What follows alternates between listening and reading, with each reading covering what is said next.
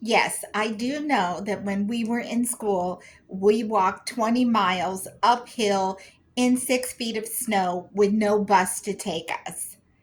But we are not in grade school anymore. So today I want to talk to you about the winter weather and us being a little bit more careful than that.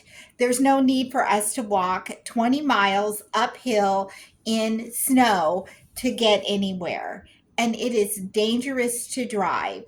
So that's what I want to talk to you about as a third of the country is going through this winter wonderland that we're having.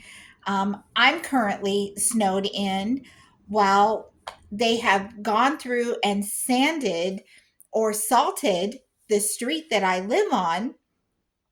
In the Midwest, we have a lot of back alleys, and so you park your garage is in the alley, and so you have to get out of the garage and out of the alley to get to the street that has been salted.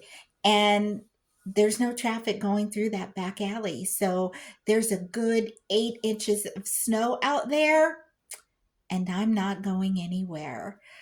I could have, before the storm, parked on the street, but then you run the risk of someone sliding into your car and your car being buried when they come to move the snow. Your car gets deeper and deeper or more covered with snow. So I opted to park in the garage, and I'm just going to be there for some days.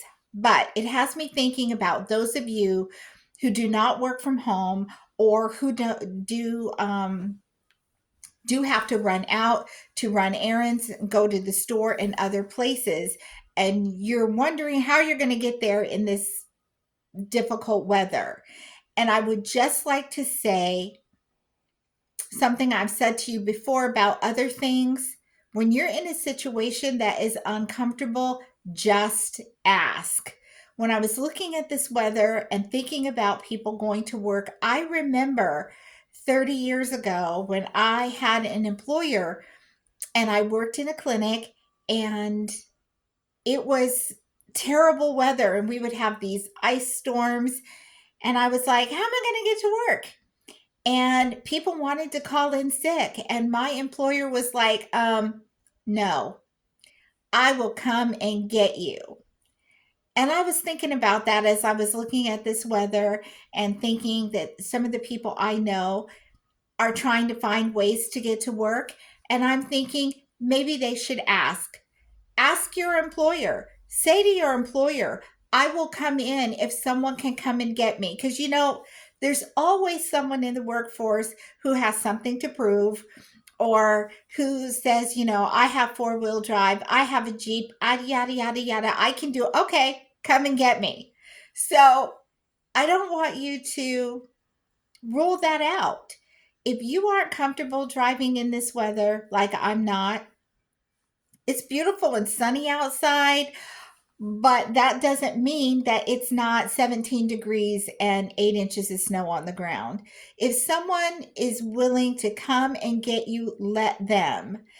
It's ridiculous that to go to work to make a day's wages, you have to spend 30, $40 each direction to take an Uber or take a Lyft when there might be someone on your team, on your staff, or your employer who's willing to come and get you so that you can be there for your shift.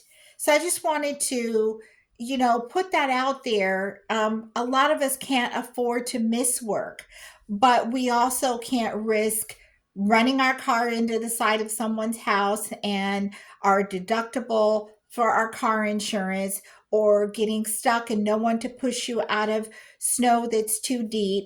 So consider asking, is there someone who can take you? Is there someone who can pick you up? Because there are a lot of people that are willing to brave the elements, but you need to remember you don't have to do everything. So if you need help or you're feeling uncertain, just ask. Just ask. 9 times out of 10, there's someone willing to step up and help you out for the good of having a fully staffed shift at work, or if you have a neighbor that's going to the store and you need to go and you're afraid to drive, ask, go together. Buddy system is always great. Offer to pay for half their gas to the grocery store. There are options. So I just want to remind you to be careful. We still have a lot of winter left ahead of us. So don't put yourself in risk. Don't put yourself in danger. So make sure you remind the people who think they have to do it all on their own that they do not.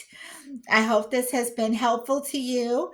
I hope that you will send me your super seniors so we can talk about your super seniors on this channel. I hope you will like and subscribe and get your copy of the Living Legacy Planner. And I look forward to seeing you next time right here on Senior and Living Today. You take care. Goodbye.